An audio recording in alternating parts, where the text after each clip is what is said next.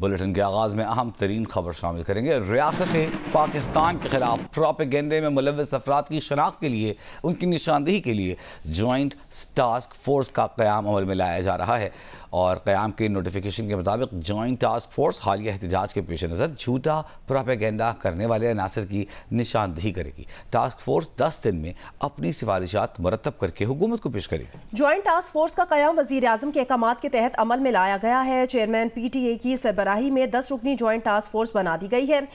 ISI-MI के नुमाइंदे DIG police Islamabad शामिल, डायरेक्टर FIA साइबर क्राइम और जॉइंट डायरेक्टर IB शामिल किए गए हैं। टास्क फोर्स में जॉइंट सेक्रेटरी वजारत दाखिला और वजारत इत्तलात भी शामिल हैं।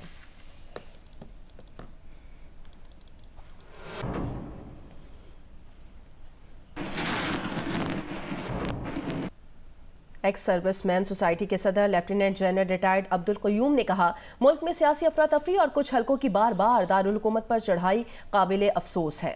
उनका कहना था कि कानून को हाथ में लेकर अवाम की जान पर हमलावर होने वाले कोई शख्स रियायत के मुस्तहिक नहीं।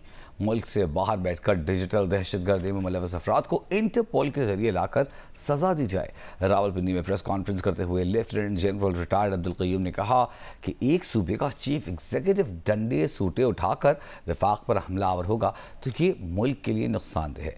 किसी सियासी जमात को आइन की हुदूद क़यूद से बाहर नहीं निकलना चाहिए। नौजवानों के दिमागों में प्रोपेगेंडा भरा गया है। अब्दुल क़य्यूम का कहना था कि 9 मई के वाक़यात पर सजा का अमल तेज करना चाहिए।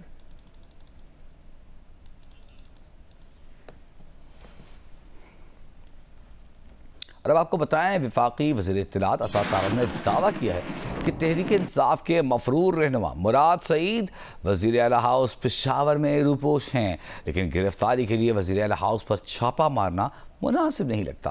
उन्होंने ये दावा भी किया कि वज़ीर आला हाउस में बैठकर मुराद सईद ने लाशें गिराने का मंसूबा बनाया। मुराद सईद तरबियत याफ्ता जत्थे के साथ इस्लामाबाद के एहतजाज में मौजूद थे। इस्लामाबाद में मीडिया ब्रीफिंग में कहा कि एहतजाज में शामिल लोग तरबियत याफ्ता थे। अता तारड़ ने सवाल किया, कोई एक वीडियो दिखा दें जिसमें कानून नाफिज करने वाले इदारों की जानिब से बराह रास्त फायरिंग की गई हो। अंधाधुंध फायरिंग मुजाहिरीन की जानिब से की गई।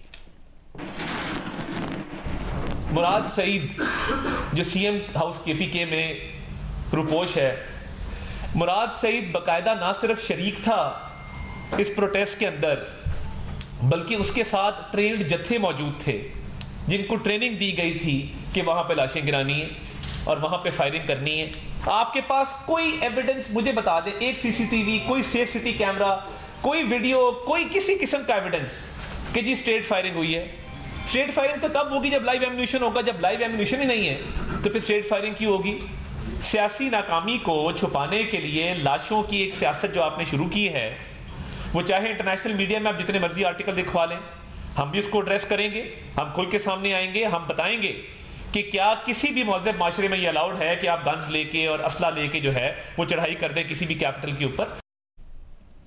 अता तारड़ को जवाब देते हुए तर्जुमान खैबर पख्तूनख्वा हुकूमत बैरिस्टर सैफ ने कहा, मुराद सईद उन्हें नजर आते तो गिरफ्तार कर लेते। उनके ख्याल में मुराद सईद वहां नहीं थे। बैरिस्टर सैफ ने पेशकश की कि वज़ीर आला हाउस में आए, देख लें मुराद सईद मौजूद हैं या नहीं। प्रोग्राम नया पाकिस्तान में गुफ्तगू करते हुए बैरिस्टर मोहम्मद अली सैफ ने कहा कि बानी PTI ने संग जानी में एहतजाज की इजाज़त दे दी थी। जो भी फैसला था वो हालात के मुताबिक किया गया। बैरिस्टर सैफ ने कहा कि बानी PTI जेल में ही हैं, कहीं नहीं गए। मुराद सईद अगर इनको नजर आया है और इनको पता था कि मुराद सईद है, तो जहां पर ये इतने लोगों पर गोलियां चला चला के निहत्ते लोगों को शहीद कर रहे थे, तो वहां पे मुराद सईद को भी जाके पकड़ लेते ना। तो अगर इस्लामाबाद पहुंच गया था तो फिर वहां गिरफ्तार क्यों नहीं हो और फिर वहां से भागा क्यों? क्या मुराद सईद वहां पे थे या नहीं थे? मुराद सईद के बारे में ना मुझे कोई इल्म है, ना मुझे पता है कि वो वहां पे था। मेरे ख्याल में तो वो वहां नहीं था। मुझे पता होता तो मैं अता तारड़ से उस वक्त पूछ लेता कि मुझे बता दें कहाँ है जलूस में, ताकि मैं जाके उसे मिल लेता। झूठ बोल रहा है, साफ सफेद झूठ जिसको कहा जाता है। एक और अहम खबर आ रही है। पाकिस्तान तहरीक इंसाफ के अहम रहनुमा अली मोहम्मद खान की एक ऑडियो लीक हुई है जो सामने आई है, जिसमें अली मोहम्मद खान ने तस्दीक भी कर दी है। ऑडियो लीक में अली मोहम्मद खान ने पार्टी इजलास में बातचीत करते हुए कहा कि बानी चेयरमैन ने तो कहा था कि हमारी पार्टी में मौरूसियत की कोई जगह नहीं, तो फिर एहतजाज का ऐलान अलीमा खान की बजाय बैरिस्टर गौहर को करना चाहिए था। ऑडियो में अली मोहम्मद खान को यह कहते हुए सुना जा सकता है कि जब बानी चेयरमैन ने संजानी जाने का कहा था तो फिर डी चौक किसके कहने पर गए? गंडापुर भी संजानी में बैठने पर मुत्तफिक थे तो चेयरमैन और सेक्रेटरी जनरल PTI को संजानी में बैठने का ऐलान करना चाहिए था। मुशर्रफ के एहतजाज में शमूलियत का बानी चेयरमैन को पता ही नहीं था। ये बात बैरिस्टर गौहर के कहने से बानी PTI के इल्म में आई। उनका कहना था कि हमारा मकसद एहतजाज के जरिए मुज़ाकरात करना था। बुशरा बीबी समेत किसी को ये हक हासिल नहीं कि बानी PTI के फैसले के ऊपर फैसला दे। अली मोहम्मद खान ने यह भी कहा कि उन्होंने बानी चेयरमैन से भी शिकायत की कि ऐलानात पार्टी की तरफ से होने चाहिए, फैमिली मेंबरान की जानिब से नहीं। बानी PTI ने कहा कि आइंदा ऐसा ही होगा।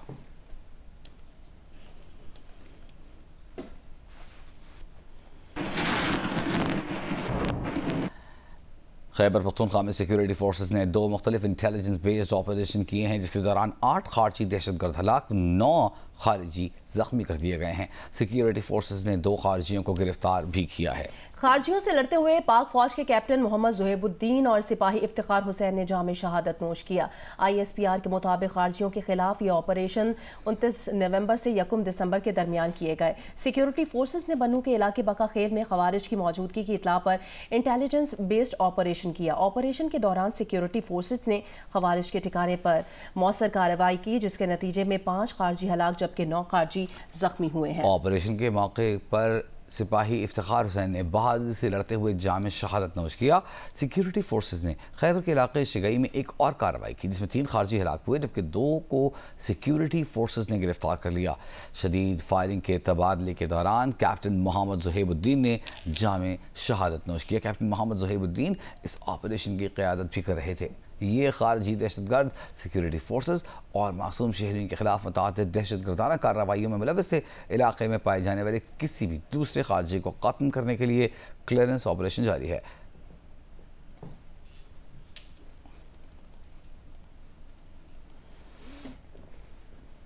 वज़ीर आज़म मियां मोहम्मद शहबाज शरीफ ने लाहौर में कैप्टन मोहम्मद ज़ुहैबुद्दीन शहीद की नमाज जनाजा में शिरकत की और शहीद कैप्टन ज़ुहैब के अहले खाना से इजहार ताज़ियत किया।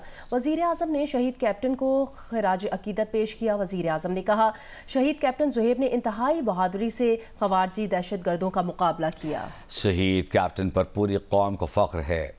वज़ीर आज़म ने शहीद कैप्टन को सलाम पेश करते हुए कहा कि कैप्टन ज़ुहैबुद्दीन पेश किया। कैप्टन ज़ुहैबुद्दीन ने 30 नवंबर को शिगई में एक इंटेलिजेंस बेस्ड ऑपरेशन के दौरान जाम शहादत नोश किया था।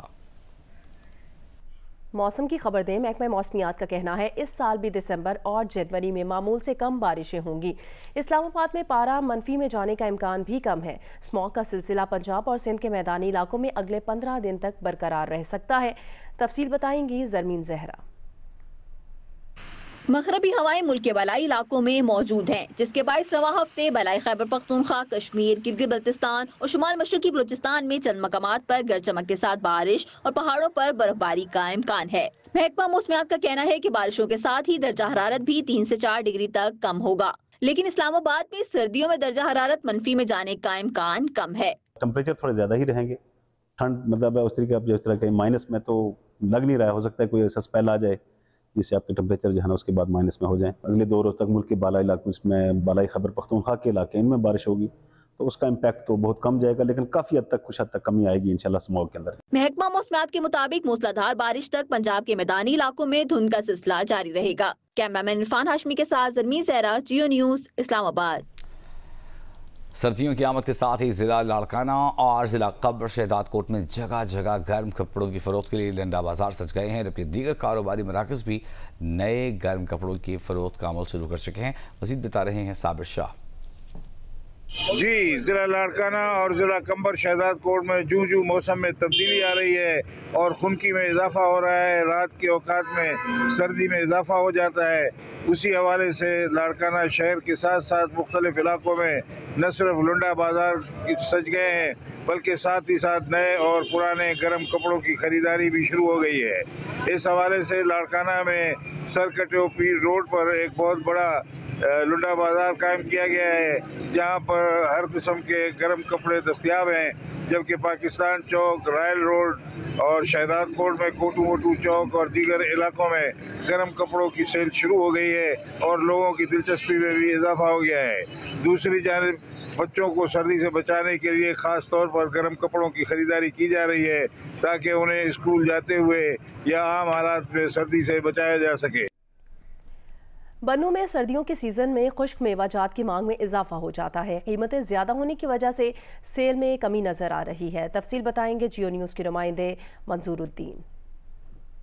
जी, बन्नू में सर्दियों के सीज़न में खुश्क मेवाजात की मांग में इजाफा हो जाता है और शहरी सर्दियों में जिस्म को गर्म रखने के लिए खुश्क मेवाजात का इस्तेमाल करते हैं। अगर खुश्क मेवाजात की बात की जाए तो ये काफ़ी महंगा नज़र आ रहा है। खासकर चिलगोज़ा 12 से 14,000 रुपये किलो, काजू 6,000 रुपये किलो, अखरोट 1,200 रुपये किलो, बादाम 2,200 रुपये किलो। इस तरह तमाम खुश्क मेवाजात की कीमतें आसमान से बातें कर रही हैं और अब ये खुश्क मेवाजात आम लोगों की पहुँच से भी दूर होता जा रहा है। अगर मूंगफली की बात की जाए तो वो भी 600 रुपये किलो। इस बाबत जब खुश्क मेवा फिरोख्त करने वालों से बात की गई तो उनका कहना है कि पीछे से बहुत महंगा दिया जा रहा है, हम क्या करें। खुश्क मेवा महंगा होने की वजह से सेल में भी काफी कमी हुई है। आम आदमी तो अब सिर्फ मूंगफली खरीद रहा है जो थोड़ी बहुत उसकी पहुंच में है। कराची में एक और शहरी डाकुओं के हाथ मारा गया। इस्लामिया कॉलेज के सामने डाकुओं के टायर की दुकान पर धावा, कई शहरियों को लूट लिया। मुज़ाहमत करने पर हसन आरिफ को डाकुओं ने कत्ल कर दिया। हसन आरिफ की 12 रोज बाद शादी थी। दानियल सईद की रिपोर्ट देखिए। कराची में मौजूद डाकुओं ने दिन दहाड़े इस्लामिया कॉलेज के सामने नौजवान हसन आरिफ की जान ले ली। ऐनी शाहिद ने जियो न्यूज़ को बताया कि मकतूल हसन आरिफ अपनी दुकान पर मौजूद था कि मोटरसाइकिल सवार मुसल्लह मुल्ज़िमान पहुँचे। मुल्ज़िमान ने कई अफराद को लूटा। हसन आरिफ के पास पहुँचे तो उसने मज़ाहमत की। मज़ाहमत पर मुल्ज़िमान ने फायरिंग कर दी। गोली हसन के सीने में लगी जो जानलेवा साबित हुई। हसन आरिफ के करीबी अजीज़ों का बताना है कि हसन का 13 दिसंबर को निकाह था जिसकी वो तैयारियों में मसरूफ़ था, लेकिन मुल्ज़िमान ने चंद पैसों की खातिर नौजवान की जान ले ली। 4 बाइकें आके यहाँ पर रुकी हैं और रुकने के बाद वो पीछे उतरे हैं लड़के। उन्होंने ना पिस्टल निकाली है। उन्होंने चैम्बर मारने के बाद सबको कवर किया कि भाई रुको, यहीं पर ही बैठो, हिलो नहीं। अब उसमें वो बेचारा जो हसन लड़का था उसने अपना वॉलेट फेंका। फिर वो उठाने के लिए वापसी आया तो उसने डकैत उठा चुका था। तो वो डकैत के करीब आया तो उसने उसको फायर मार दिया। कराची पुलिस चीफ जावेद आलम ओडो ने दावा किया कि वारदात में मुलविस मुल्ज़िमान को कैफरे किरदार तक पहुँचाएंगे। वाक़ई की फुटेज हासिल की जा रही है।